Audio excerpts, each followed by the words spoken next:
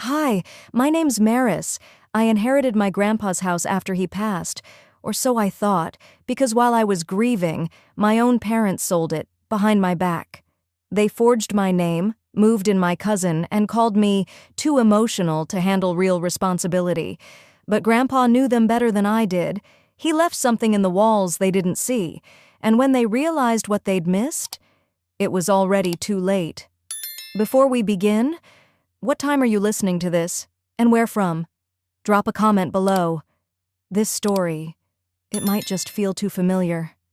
I pulled up slowly, gravel crunching beneath my tires as the early evening sun hit the porch just the way it used to, Grandpa's porch. I sat there for a moment, engine off, listening to cicadas hum through the Texas spring air. For a second, it felt like he might come out any minute, wave at me like always, say, "Well, there's my girl." But he wouldn't. He was gone, and all I had left was this house. Or so I thought.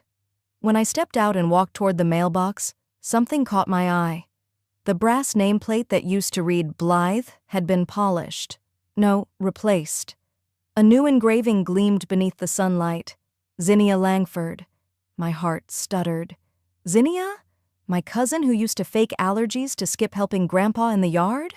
That Zinnia? I opened the mailbox, half expecting a letter addressed to me, something from the lawyer's office confirming what Grandpa had promised. The house would be mine. Nothing. Just a coupon for dog food and a realtor flyer with Zinnia's photo smiling too wide. I carried my bag toward the front door, fishing for the spare key under the ceramic frog like always. Still there. Some things hadn't changed. Inside, the smell hit me first. Lavender, lemon oil, and something sterile, like hotel cleaning spray. I blinked hard as I stepped into the living room. Boxes. Neat, labeled, stacked 3 high along the walls. Living room decor, ZDL books, Grandpa Misk, donate. I turned slowly. The grandfather clock still ticked, but the warmth in the room was gone. A hollow version of itself. My eyes fell on one box marked, Maris Childhood Room Sort Later. The writing was sloppy, like an afterthought, as if even my memories needed to be filtered through someone else's hands. I walked down the hall, past the coat rack where Grandpa used to hang my umbrella every time I forgot it. My bedroom door was open, emptied. The closet held 2 sad boxes, both labeled the same. Miss, dispose, or donate. My heart dropped further than I thought it could. No one had called. No one had asked. I sat on the edge of the stripped bed. The indent of the mattress was gone, replaced, probably. My palms pressed into my thighs as I breathed through the ache in my throat. I knew grief would come in waves, but this was demolition. I stood slowly, steadied myself on the dresser, and made my way toward the hallway. That's when I heard the voice. "Oh, Maris, you're here early." I turned. My mother stood there, perfectly done up as always, lipstick fresh, heels clicking against hardwood like she hadn't just buried her father last week. "Early for what?" I asked quietly. She smiled like someone delivering bad news with charm. "Zinnia's been staying here to help with the transition. We're getting things ready to list." "List what?" "The house, sweetheart. You know how old it is. Upkeep alone would drown you." She walked past me and adjusted a crooked frame on the wall, like nothing in this moment was out of place. I thought... My voice trailed off. "Grandpa said... He told me this house would be mine." "Well, plans change. And you know your grandfather wasn't exactly known for handling paperwork." I didn't reply. I just walked past her and down toward the study. My shoes felt too loud, like I was stomping through someone else's home. Maybe I was. On the console table near the study door, a photo lay face down. I hesitated, picked it up. It was us, me, Grandpa, and Lucky, our old golden retriever, taken the summer after I graduated college. Grandpa's hand was on my shoulder. His smile crinkled the corners of his eyes the way it always did when he said, "This house has good bones, just like you." I turned the frame over again, slowly, and set it upright. No words. No tears. Just breath. The study was darker than I remembered. The curtains had been changed, Zinnia's style probably, something trendy and beige. I moved toward Grandpa's desk. It still smelled faintly of cedar and ink. I opened drawers one by one, careful not to disturb the arrangement. Nothing unusual, until the last drawer on the right. It was locked. I stared at it for a while, tracing the edges with my fingers. Beneath the lock, just faint enough to miss unless you knew to look, were carved letters. M.A.B., my initials. No one else's. "You promised," I whispered, palm resting flat on the wood. "You said this would be mine." The light outside had shifted to a dull orange now. I didn't move. I just stood there, hand still on the drawer, trying to remember the last thing he said to me, and wondering who else had the key. I didn't even realize how long I'd been standing there until the front door creaked again. Voices filtered in, heels clicking, the rustle of paper bags, someone laughing lightly. I slipped the envelope into my pocket and stepped back into the hallway, steadying myself. The living room, just an hour ago cloaked in silence, was now buzzing. Zinnia, in some kind of designer leisure wear, was perched on the arm of the couch like it was her throne. My father, Griffin, leaned against the fireplace, arms crossed, that usual weary kindness on his face, always the buffer in tense moments. And Vera, my mother, floated through the room like a hostess at a cocktail party. "We were wondering where you went," she said, smiling too wide. "I told them you were probably just reminiscing." I didn't answer. My eyes flicked to the coffee table, where a folder now sat. Thick, tidy. "Everyone's here?" Zinnia chirped, like this was a book club meeting and not my grandfather's house being gutted of memory. Griffin cleared his throat, slipping his phone into his blazer pocket. "We wanted to loop you in properly, Maris. I know this has all moved quickly, but it's really for the best." "For the best," I repeated slowly. "Exactly." Vera nodded, hands clasped like she was leading prayer. "The house went into escrow last Friday. It's a solid offer, above market. Closing should happen in about 10 days, give or take." My knees buckled just slightly, but I didn't sit. "You sold it?" "It was too much for you, sweetheart," Griffin said, like he was explaining taxes to a child. "The maintenance alone, not to mention the property taxes. You're a librarian. How would you even begin to keep up with it?" Zinnia added with a laugh. "You should be thanking us. I mean, no stress, no mortgage, no roof leaks. You dodged a bullet, cousin." I felt the air in the room shift. They weren't trying to spare me. They weren't being careless. This was planned. Vera picked up the folder, walked over, and handed it to me. "This is just acknowledgement paperwork. The buyer will come by tomorrow for a final walkthrough." I opened it with slow fingers. It was all there. Escrow details, closing date, signatures. My name wasn't one of them. "I didn't sign anything," I said. "I didn't even know there was a sale." "You didn't need to," Griffin said gently. "The property was in the family trust. That gives us executive control. Grandpa told me he left the house to me, that it would be in my name." My mother gave me a look I knew too well, somewhere between pity and exasperation. "Well, dear, verbal promises don't hold up in probate. You know that." I swallowed hard, still standing, the folder heavy in my hands. "And none of you thought to mention any of this? Before you packed up my childhood and slapped someone else's name on the mailbox?" Silence. Zinnia twirled her bracelet. "We didn't think you'd take it so personally. It's just a house." "No," I said quietly. "It wasn't. It was a promise." No one answered. Griffin shifted, Vera sat, and Zinnia smirked at something on her phone. I left the room. The late afternoon sun had settled lower in the sky. I pushed open the back patio door, stepping out into the warm air. Grandpa had planted honeysuckle along the fence line, years ago. It still bloomed, wild and soft.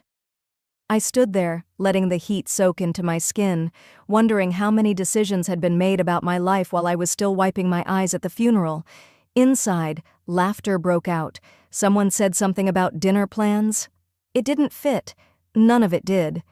Later, after they'd all left, Zinnia with a "see you tomorrow," like we were co-workers, I collapsed into the kitchen chair and checked my phone.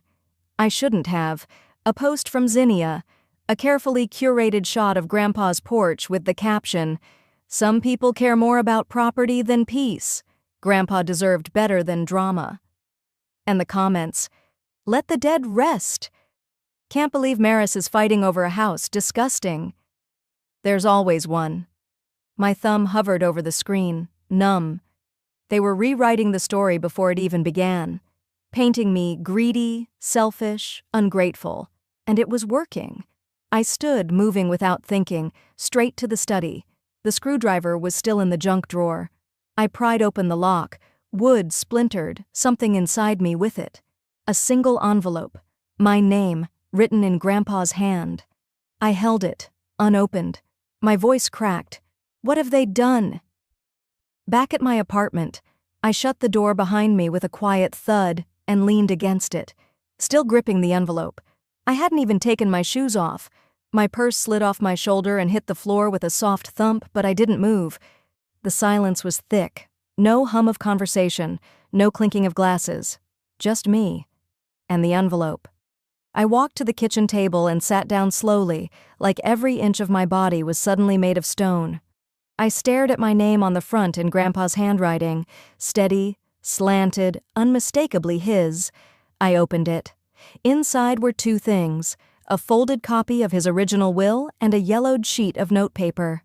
My heart picked up pace. His handwriting again.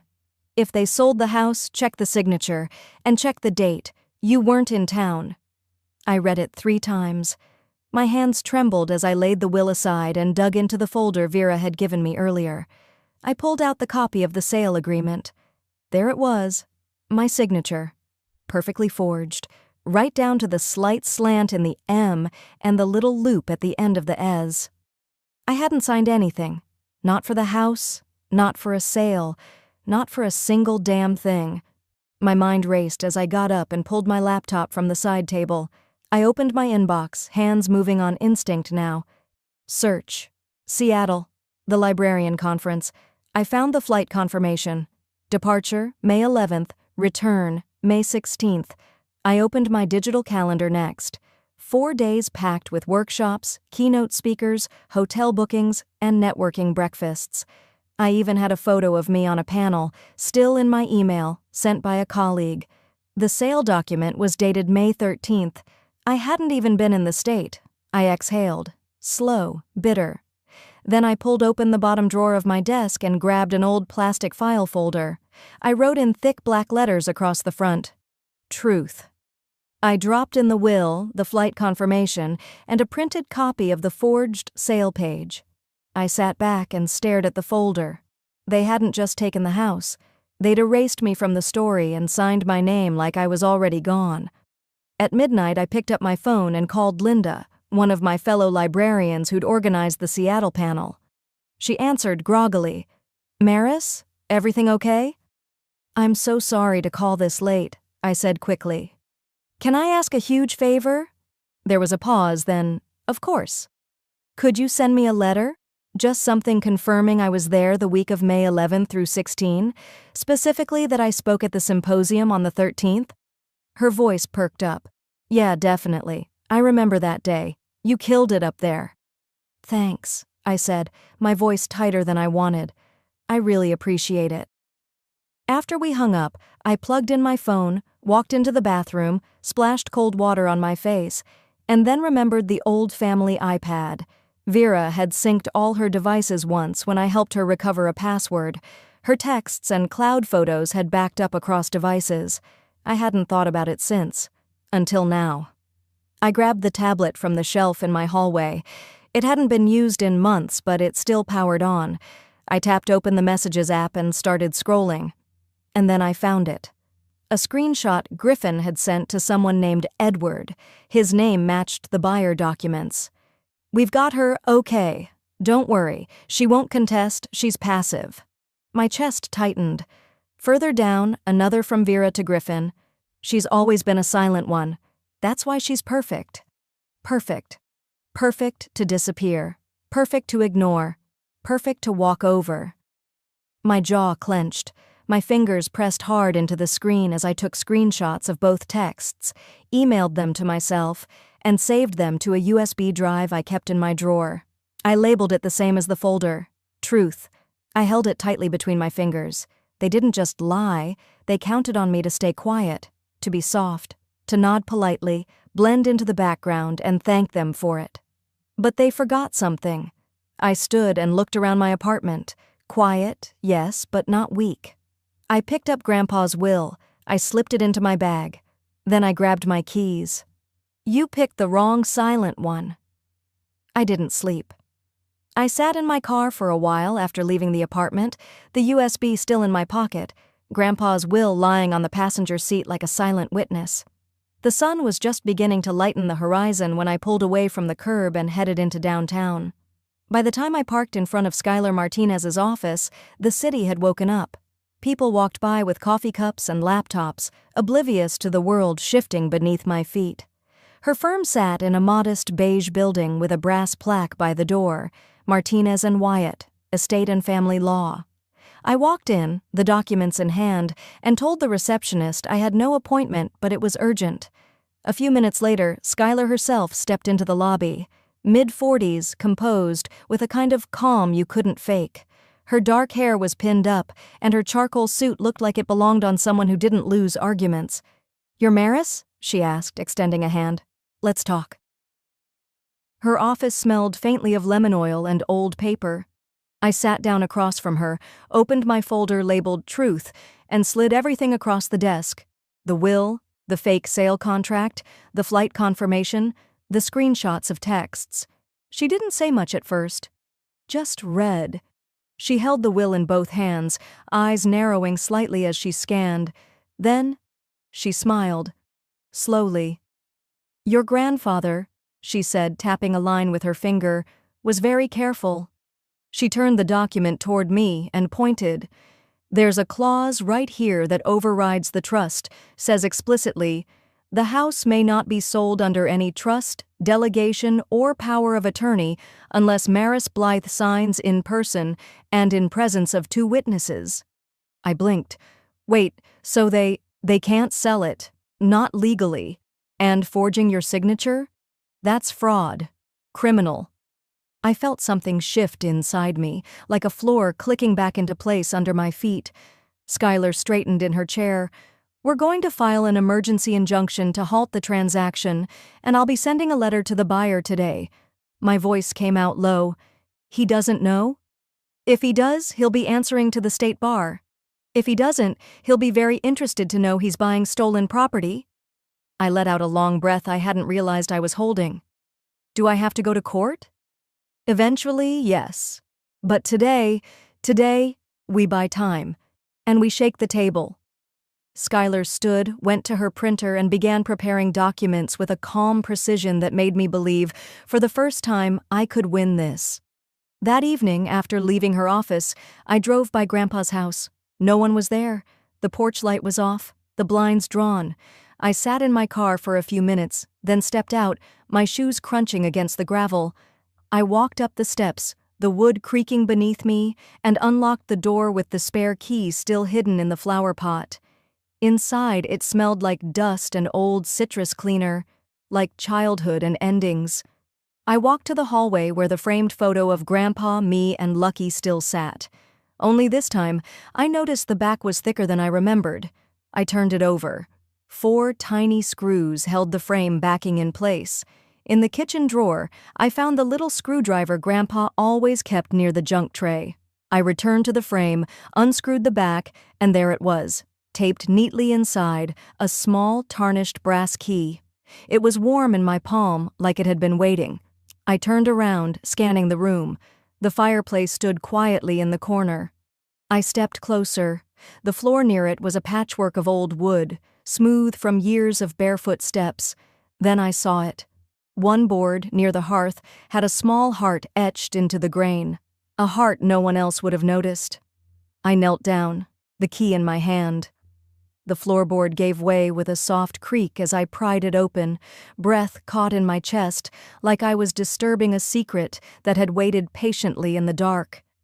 The heart-shaped notch hadn't been just decoration, it was direction, a sign meant for me.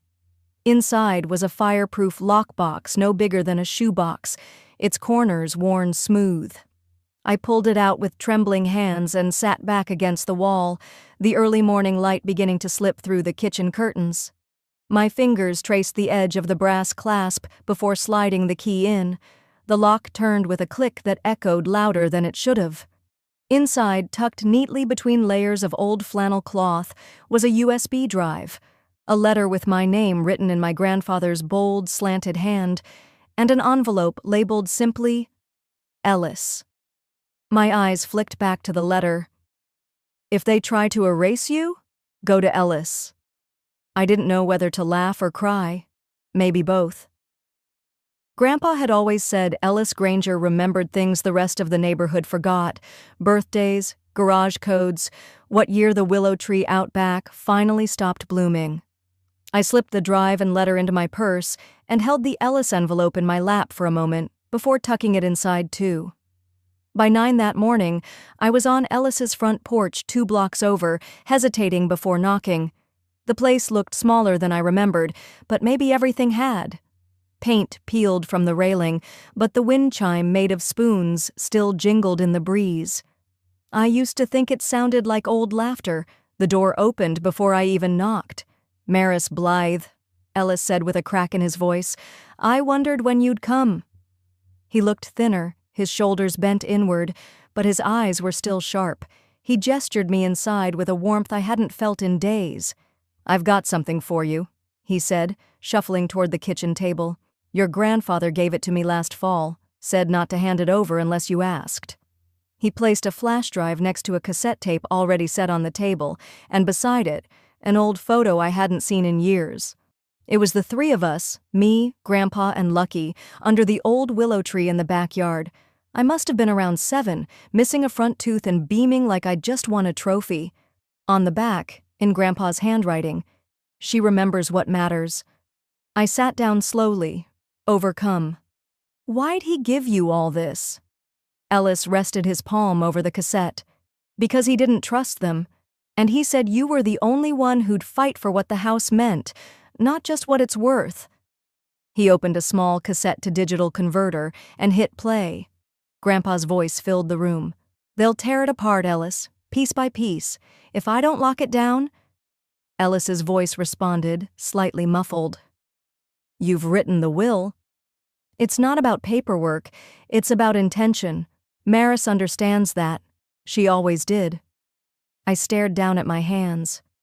"She won't fight for herself," Grandpa's voice went on, "but she'll fight for the meaning. That's why she's the keeper of the flame." A knot rose in my throat. I pressed my fingers against my lips to keep from sobbing outright. My silence all these years, every time I'd let things slide, walked away instead of standing up, hadn't been weakness to him. He saw me, not loud but steady, not flashy but anchored. "Why didn't he tell me all this?" I whispered.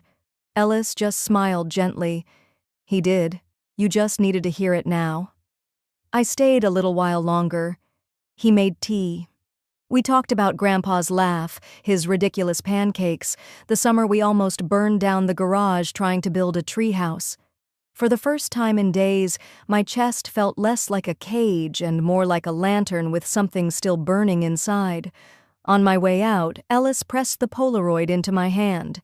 "Take it," he said. "Your fight's not over, but now you've got a little more fire."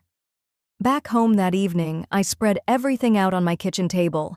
The will, the flight documents, the forged sale agreement, the texts, and now, the recording. I pulled out the affidavit Skylar had given me.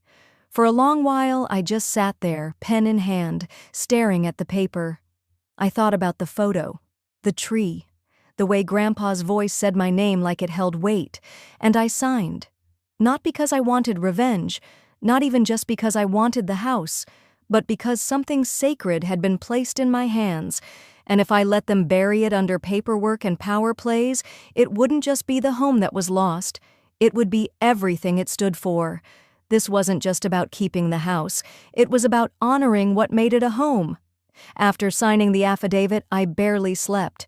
The night hummed with a kind of electric quiet, like a storm coiling just outside the window. By dawn, I was dressed, caffeinated, and ready, if not to win, then at least to show them I wasn't stepping aside. Skylar had arranged the meeting for 9:30 at Sterling Properties. I arrived 10 minutes early, but she was already there, standing just inside the glass doors in her usual calm authority. I'd never appreciated stillness in a person until I met Skylar. She had a way of folding intensity into grace. "Let's begin," she said, and held the door. Inside, the air was scented with artificial lavender and varnish, trying to cover the rot underneath. A junior agent blinked at me. "Do you have an appointment?" "She does now," Skylar replied, slipping a thick envelope from her bag. "Cease and desist. Please get Mr. Edward Jackson and your managing broker." The receptionist hesitated, but one look at Skylar's expression had her scurrying off like the floor might cave in. A few minutes later, Edward Jackson appeared. Late 40s, expensive haircut. Confidence cracked just slightly when he saw the legal packet in Skylar's hand. "Skylar Martinez," he said. "You're representing—" "Maris Blythe," she said. "The rightful heir to the property your firm tried to purchase with fraudulent authorization." He raised an eyebrow. "Her mother was acting as the family's point of contact. We were told—" "You were told lies," Skylar interrupted evenly. "This," she tapped the affidavit, "is a sworn statement with evidence confirming my client was not in the state at the time of the alleged signature. And this," she held up a printed copy of the sale agreement, "contains a forged signature." Edward looked at me. His tone shifted slightly, a little patronizing, a little guilty. "Your mother said you were emotional. I should have known better than to take her word as gospel." I said nothing. Sometimes silence lets the shame echo louder. He rubbed the back of his neck. "I'm withdrawing my offer immediately, and I'll be speaking with legal regarding damages to my firm's reputation." Skylar nodded. "I suggest you do, and you may also want to notify your title company that they nearly became part of a felony."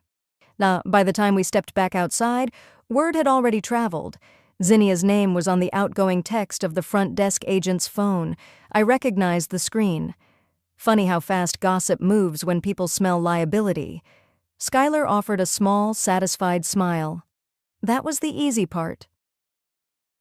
I returned to Grandpa's house that afternoon. The driveway was full, again. Vera's car parked diagonally like she owned the sidewalk. Zinnia's Range Rover, its back hatch open. Cardboard boxes were stacked in the living room. Again. Inside, I found them cataloging, as Vera called it. She wore gloves, pearlescent white, and held one of Grandpa's wooden pipe cases like she was reviewing antiques for auction. "We're just documenting what needs to be relocated," she said, not even glancing up.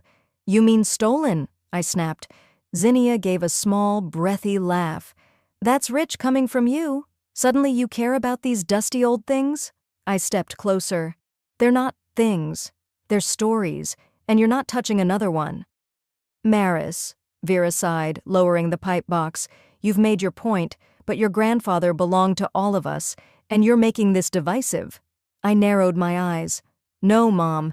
You did that when you signed my name on a legal document and called it convenient." Her jaw tensed, but I was already turning. That's when I saw it. One of Grandpa's paintings, leaning against the wall near the door. A landscape of the Colorado mountains we'd once hiked together when I was 15. But something was wrong. The colors were off. Too vibrant. Too fresh. I knelt beside it. Zinnia scoffed. "Please don't start playing curator." I ran my finger along the edge of the canvas. It didn't feel right. Not stretched linen. A synthetic blend. I called Skylar. "I need a favor. Bring someone who knows art." Within the hour, she arrived with a local appraiser, Ms. Levin, a retired museum registrar. She examined the piece without comment for several minutes before speaking. "This is a reproduction," she said. "A good one, but not the original." Vera's tone was sharp. "That's impossible. That painting's been in the family for years." Skylar raised an eyebrow. And yet here we are. I felt something knot inside me. This wasn't about the house anymore. It never had been. They weren't just selling the property. They were laundering what was inside it, replacing originals, gutting memories, converting Grandpa's life into liquidable assets, and calling it closure. I moved through the hall and stopped beneath the attic hatch. I hadn't been up there since high school, but something told me, if they'd hidden one thing, they'd hidden more. I reached up, pulled the rope ladder down, heart pounding, dust swirling. The ladder creaked as I climbed, the air growing mustier with each rung. Light from the hallway barely reached into the attic, but I didn't need much to see the shape pressed behind the chimney wall, something metallic, square, and waiting. I crawled over the beams until I reached it, a small, brushed steel safe tucked behind a loose wooden panel. No keyhole, just a keypad. I stared at it for a long moment, dust clinging to my palms. Birthdays? I tried Grandpa's. Invalid. Mine? Also wrong. Then it came to me, one afternoon years ago, helping him set up an email account. "Let's keep it simple," he'd said, chuckling. "How about Lucky's adoption date?" I typed it in. 0417. Click. The latch gave. The lid opened slowly with a soft groan. Inside was a bundle of aged documents and a flash drive wrapped in wax paper. I lifted out a stack of ownership certificates, each stamped with verified appraisals. These weren't just dusty heirlooms, they were historically significant, pieces I'd seen on Grandpa's study walls my whole life, now backed by authentication. Letters from his insurance provider confirmed the valuations. My stomach turned. They'd been planning to swap them for worthless copies and pocket the cash. Tucked at the bottom, a handwritten note in Grandpa's familiar looping scrawl. "If they get desperate, they'll trade history for cash. Don't let them." These pieces were collected with meaning, not money. You're the only one who saw that. I sat there in the attic for several minutes, knees tucked in, holding that note like a lifeline. Downstairs, my phone buzzed. It was Skylar. "She filed a counterclaim," she said calmly. "Your mother is alleging mental instability, falsified documentation, and undue influence." I closed my eyes. The playbook of the guilty: turn the story around, make the victim look unbalanced. "She's requesting a freeze on all proceedings," Skylar continued, "but don't panic. We expected retaliation." I exhaled slowly. "Let her throw the book. I've got the truth." After putting everything back in the safe, I carefully sealed it again. My next step would require the original documents, but those would go through Skylar now, properly secured. That afternoon, as the sun cast long lines across the backyard, I went to sit by the willow. The tree still leaned slightly to one side, like it was listening. Zinnia found me there, barefoot in her designer jumpsuit, like she thought this was some kind of lifestyle shoot. "You never fought for any of this," she said, arms crossed. "Why now?" I didn't look at her. "Because Grandpa fought for me. Even when I didn't think I deserved it." She snorted. "You're not special. You just happened to be first in line this time." I finally turned toward her. "I'm the only one who read the fine print." Zinnia's mouth twitched. She turned to go but hesitated. "You think this ends with the house?" "It doesn't." "I know," I said. "That's why I'm still here." Evening came. I was standing in the dining room, sorting through the legal folders again, when I heard the engine. I moved to the front window. A moving van sat at the curb, engine idling. Behind it, Vera stepped out of a black SUV. She wasn't alone. 2 men in dark suits walked beside her, each holding briefcases. They weren't here to talk. I felt my breath catch as I backed away from the window, my voice low, steady, but bracing. "They're making their final move." I backed away from the window slowly, the men in dark suits still making their way up the path. For a moment I thought about running upstairs, slamming the door, locking myself away like I used to when I was 12 and didn't know how to fight back. But I wasn't 12 anymore. And this wasn't about hiding.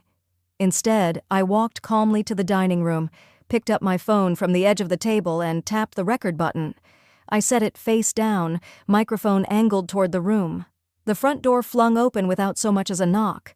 Vera entered first, heels sharp against the hardwood, flanked by two estate attorneys who looked like they'd just stepped out of a courtroom drama. She didn't even glance at me as she made a beeline for the dining table. "This house was never just about you," she said coldly, tossing a folder down like a gauntlet. I didn't flinch. I reached into the side drawer and pulled out my own folder. I opened it slowly, laying out each appraisal, each certificate, each authenticated document I'd found in the safe. "No," I said.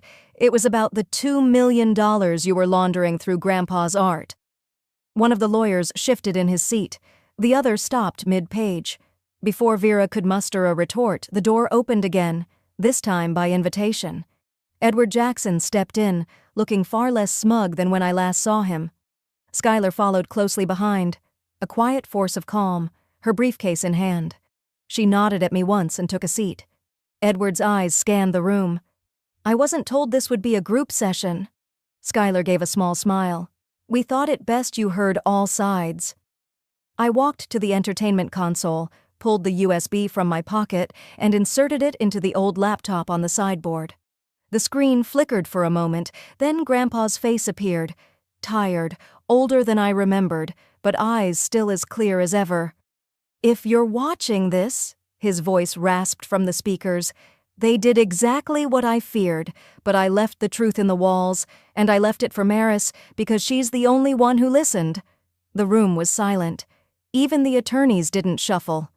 Edward sat back.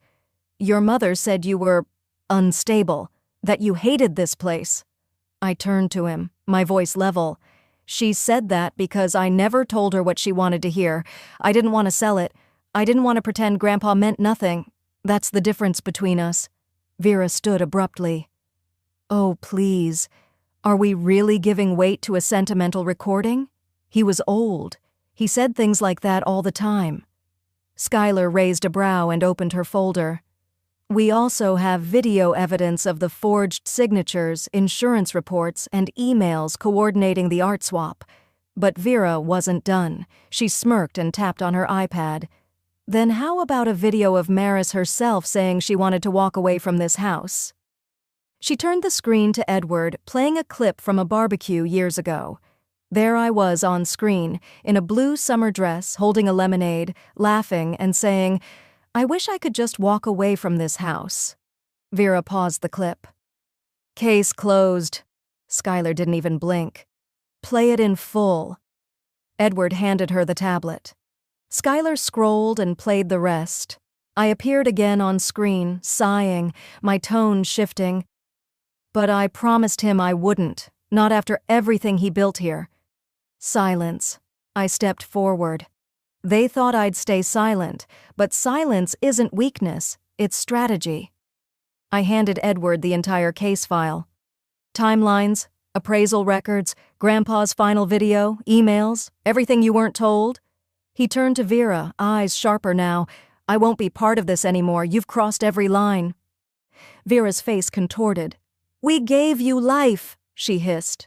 I stared at her, voice calm. "And you tried to sell it back to me." Blue and red lights flared through the front windows. The room fell still. Skylar stood gathering her bag. She looked at the door, then back at Vera. "They're not here for me," she said softly. Skylar's words echoed in my ears as the officers stepped forward, their clipped commands rising over Vera's frantic denials. I didn't say a word. I didn't need to. That moment belonged to truth, and I'd said enough. 3 weeks have passed since then, long enough for the shock to settle, not long enough for the ache to fade. The house is quiet now, quiet in the way you only understand after chaos has been cleared out.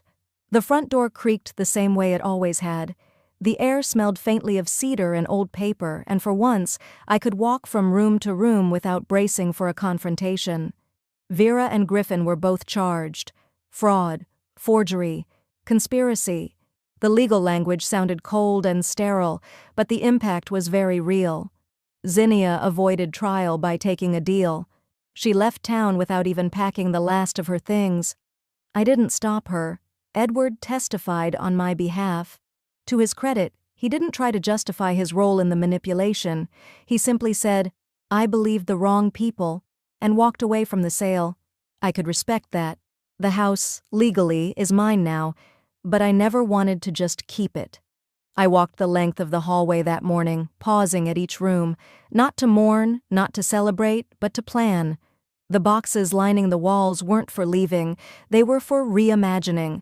One room would be a reading circle for seniors who needed company, another an art room for kids whose families couldn't afford summer programs. In the backyard, I would restore Grandpa's shed into a workshop for community classes. Not a museum, not a shrine.